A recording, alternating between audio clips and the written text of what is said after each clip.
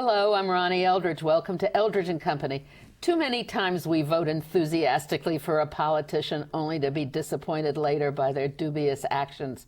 Dick Dadey, my guest today, is the energetic and determined executive director of Citizens Union, working tirelessly to protect the public's interest and making government work for the common good.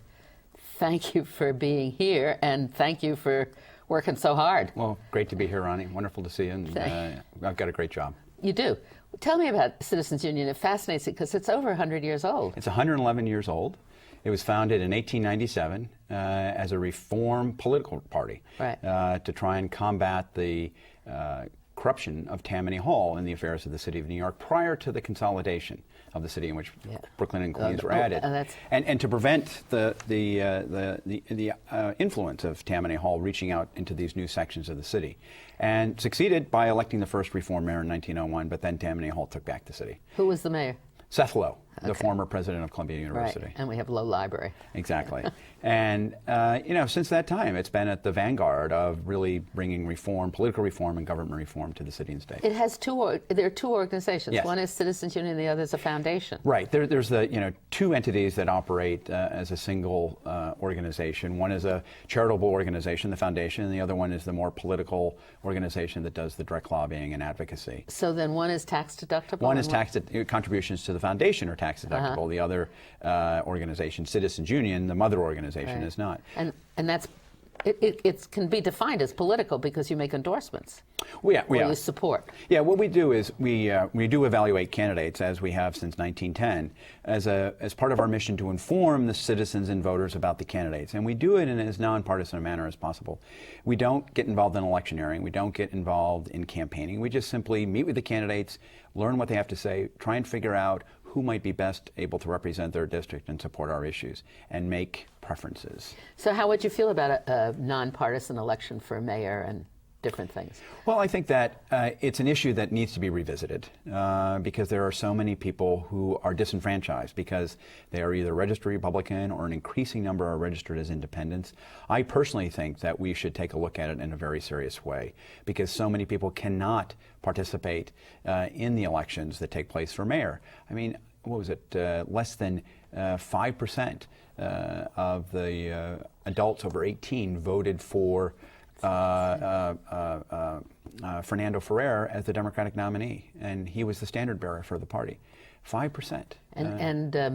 And our mayor had to change parties to be able to become a candidate. Exactly, because he didn't want to go through the political clubs and build those alliances. It's a very interesting concept, and would it extend, do you think, to local city council elections? I think so, yeah. I mean, they have it in a lot of other cities, and there's no reason why we can't have it here, because I think that a lot of issues are decided not on the basis of what political party you belong to, but how do you solve the problem? What's interesting is that some people who supported term limits did it on the basis that they wanted to be able to allow other people to run, and also they wanted to get rid of some people who had been there for a lifetime. Right.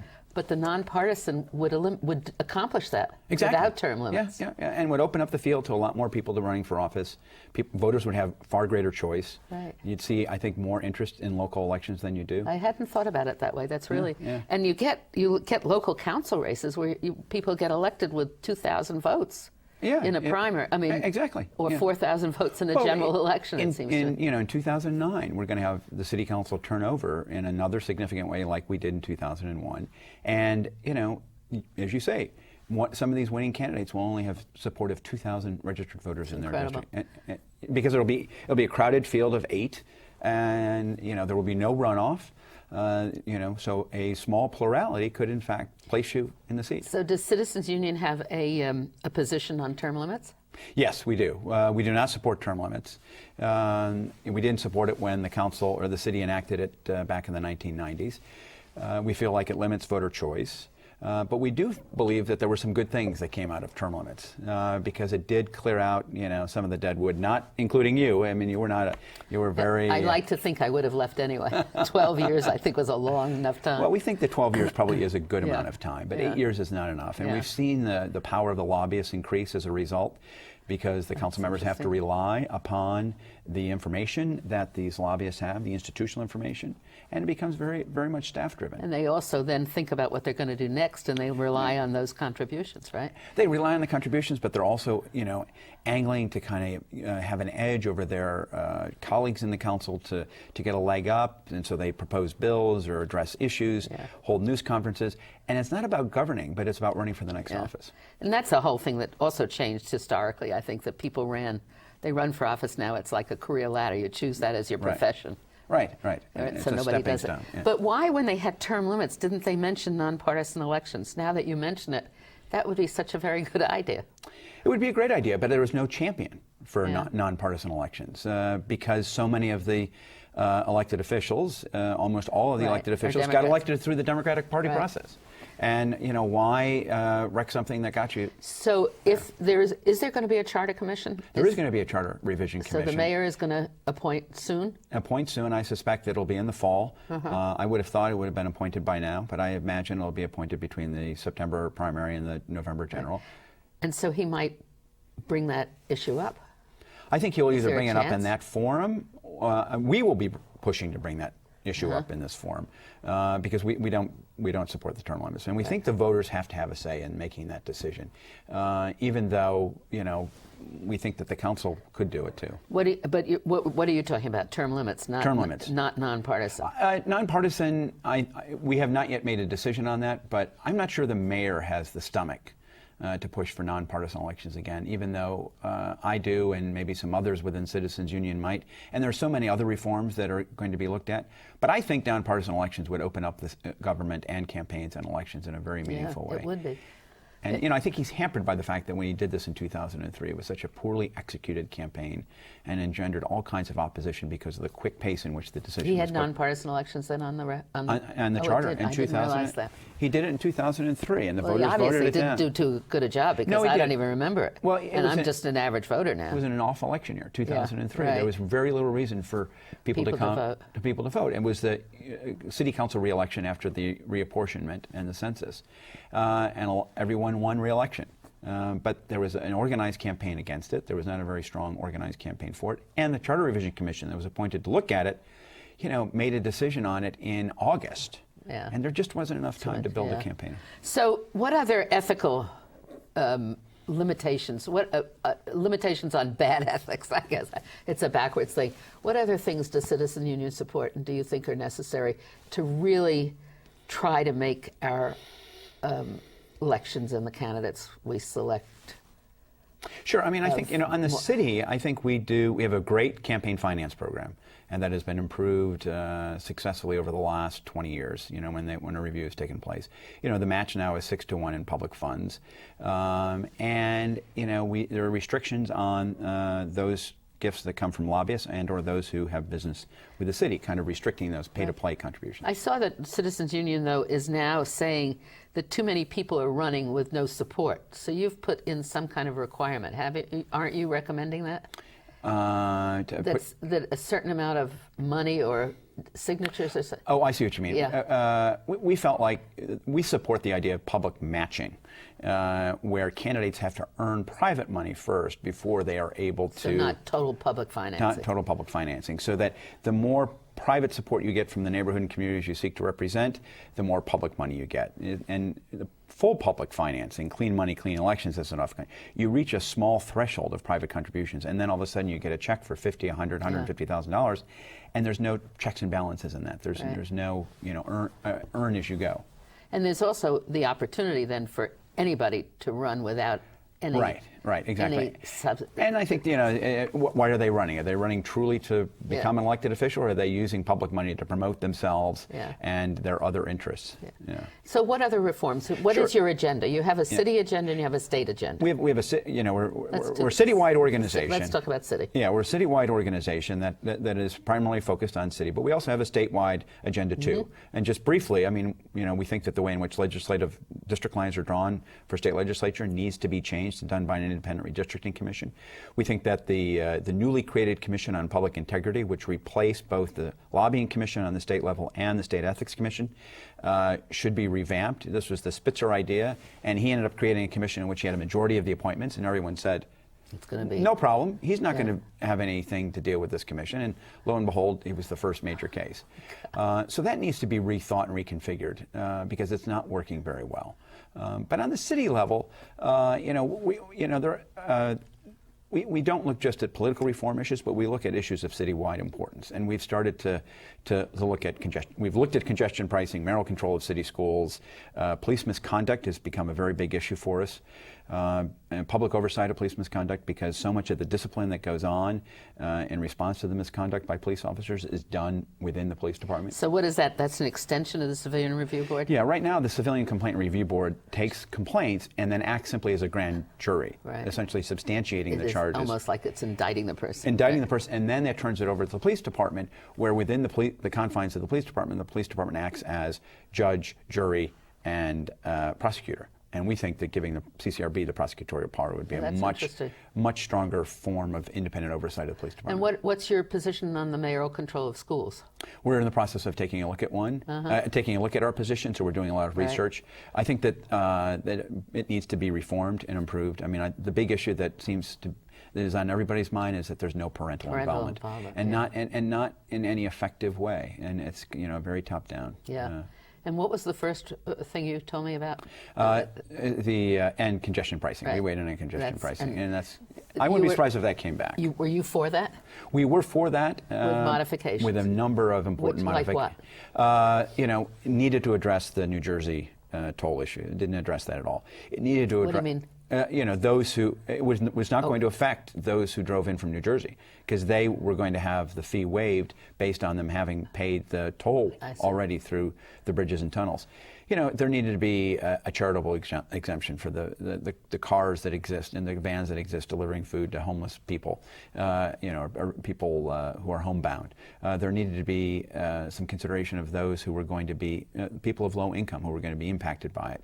I didn't think we were making enough of an investment in the rapid bus transit system, which has had tremendous success in international cities throughout the country. We were a little bit too... I was going to ask you that, because this was really substituting increased expenditures in public transportation. Exactly. And that's one of the major shortcomings, I agree with you, to the suburbs. Yeah. Not within the city, not within the city confines, basically. Right, yeah.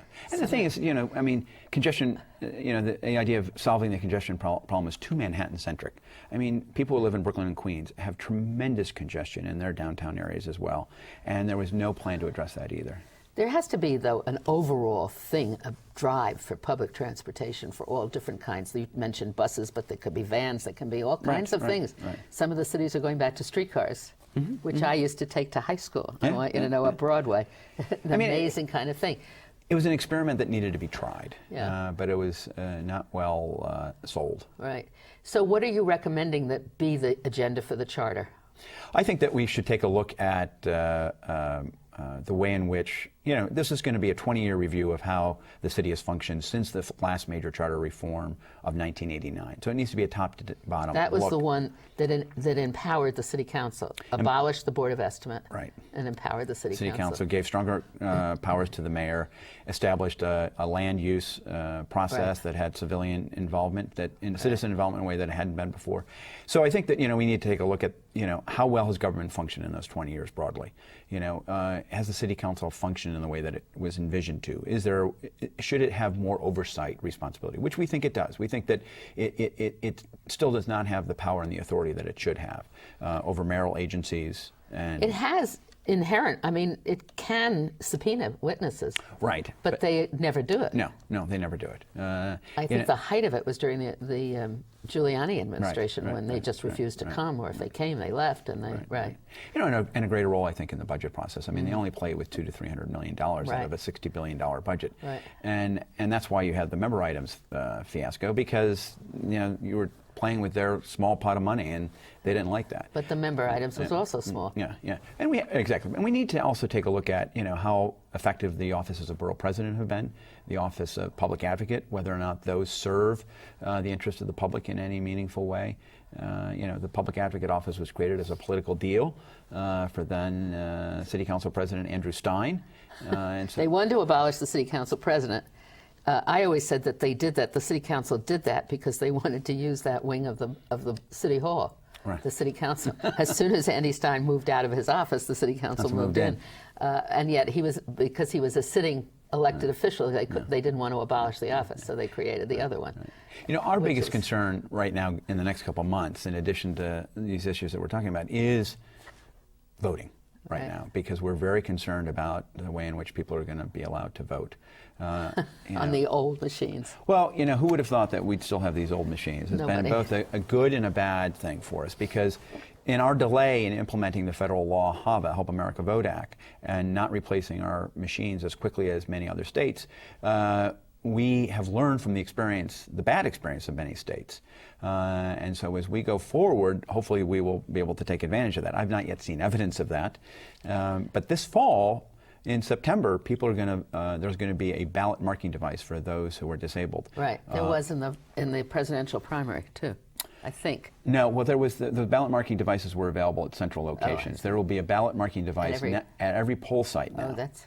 and they will not be counted. They will be hand counted, unfortunately, but they will provide an opportunity. Is the reason that we're having so much trouble, one, that the state legislature let each county make its own decision, and two, the lobbying power of the companies that make the machines?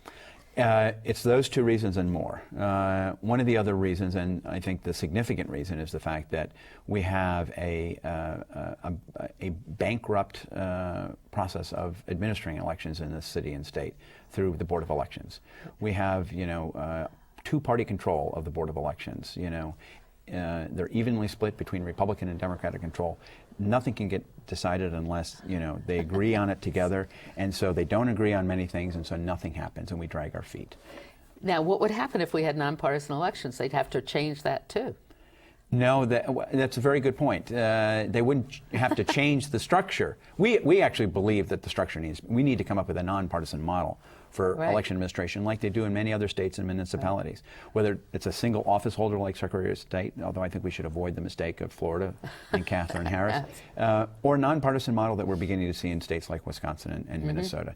Because elections should be administered just as public safety and fire safety and all the other services that cities and states provide in a nonpartisan manner. Why can't elections? But in the state, they really are the place that you can get patronage, patronage. It is one of the last bastions of patronage. Exactly, both at the city and the state. So we depend on the legislators who use that ability to do the legislating, and it's not good, right?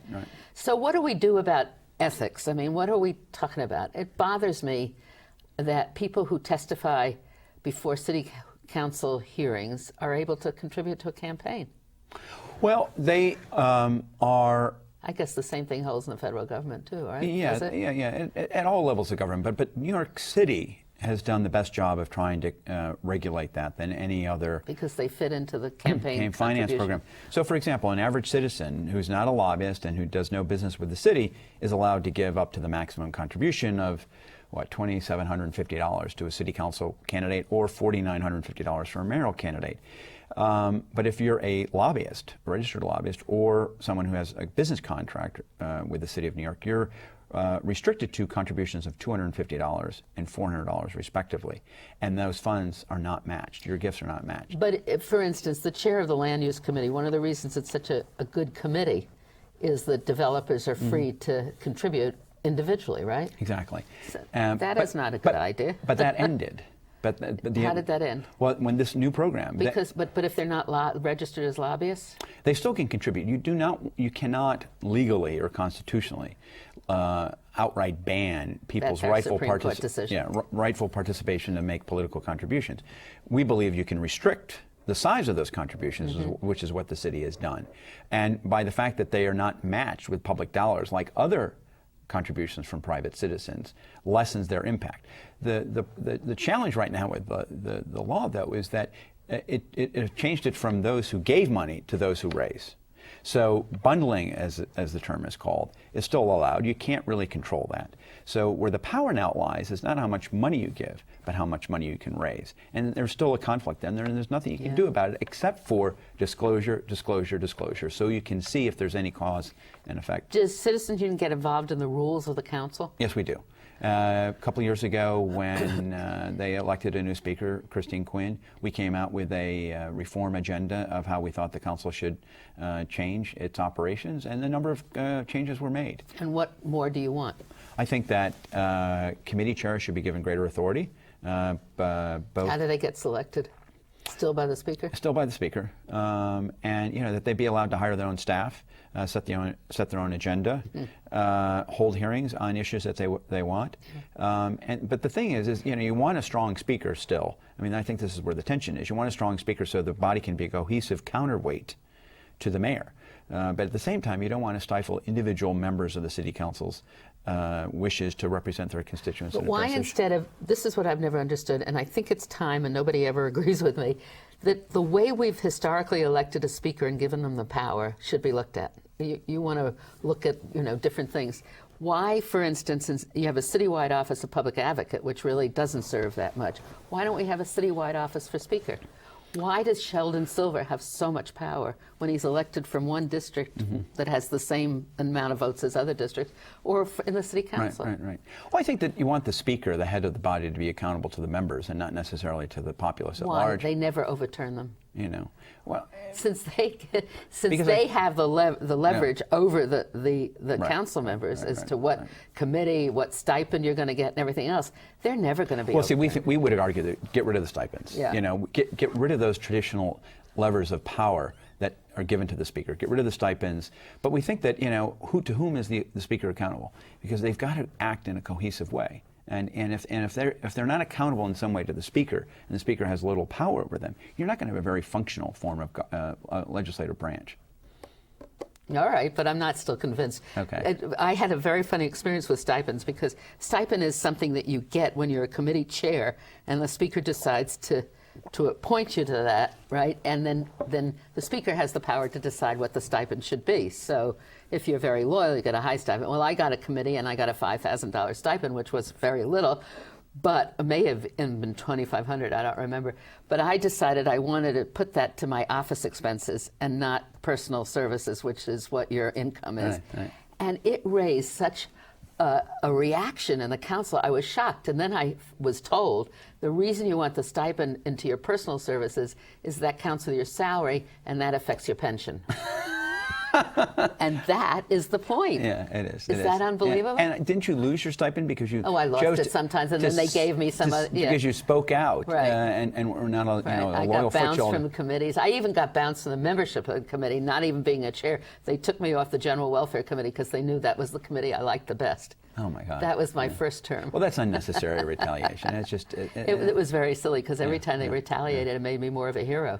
Right. And it gave me more prominence, and they were so silly about it. But they don't understand that.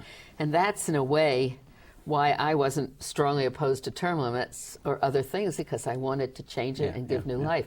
I think 2 terms is much too short. It is. I think 12 years is an appropriate compromise, and we need to stagger it too. Yeah. We can't have this wholesale Everybody turnover, leave. Right? As we have. I mean, you can run for the council and say, I'm going to run for speaker.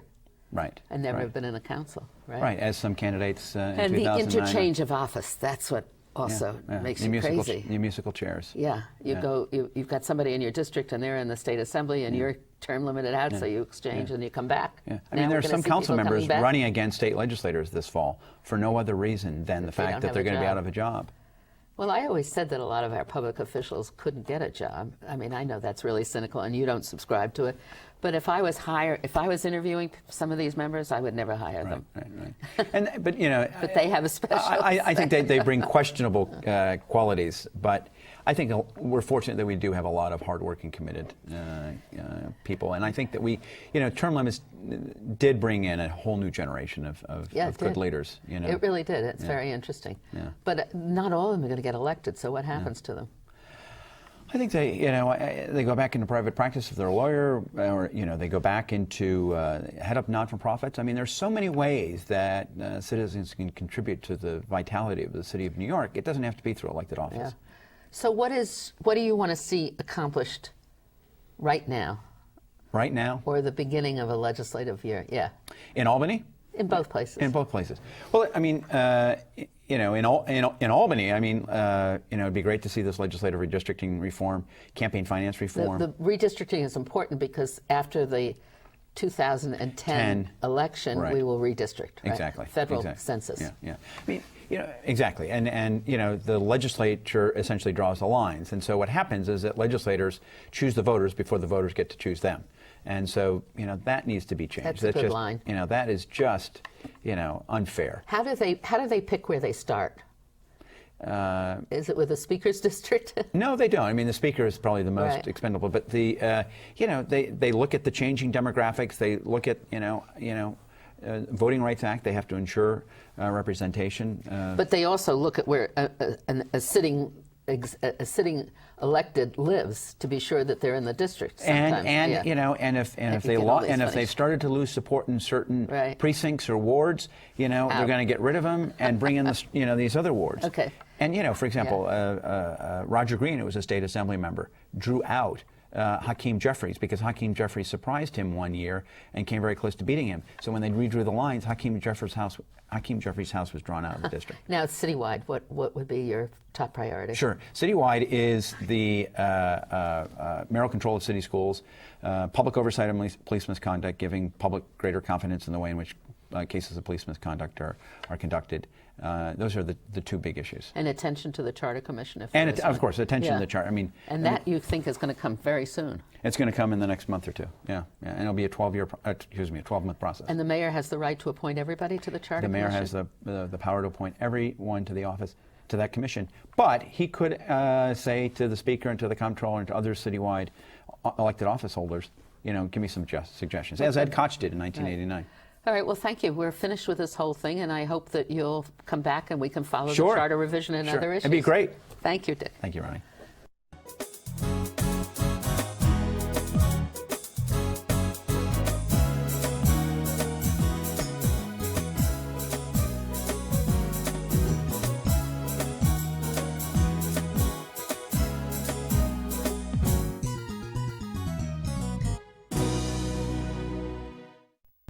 If there are any people you'd like to hear and topics you'd like us to explore, please let me know.